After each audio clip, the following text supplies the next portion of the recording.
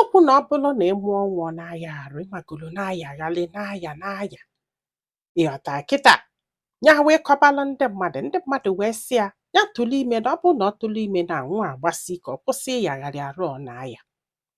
Ihe nke a wee gbasasịa m anya, nke a bụ ntị izizi m na-anụ ife a. Mana mmadụ wetara m the story sị m na ya dị ime mụọ nwa ya na-ayasa arụ. So ya kataza ndị mmadụ wee sị atụrụ ime ọzọ na ọ tụrụ ime ọzọ kịta arụ niile a na nwa afọ agbasie ike.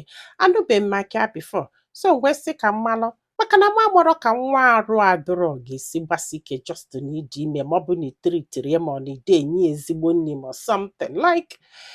For me, it's hard for me to believe, but asị m ka m jụọ na m amụrụ ịnụnụgo ụdị ife a, ọ bụ eziokwu, ọ na-work? Ịmala asị na ikwu amaghị ibezie.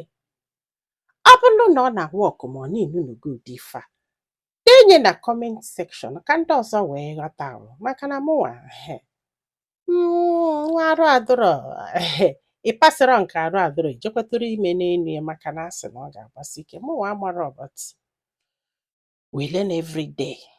Gwa anyị filo na comment section maka na ọ ga-enyere this lady aka iji ma ife ọ ga-eme ma nyekwasịalụ m aka tụsa ozi a ka olu ndị ọzọ ntị. Ndị be anyị daalụnụ, ka ọ dị n'ụbọchị ọzọ.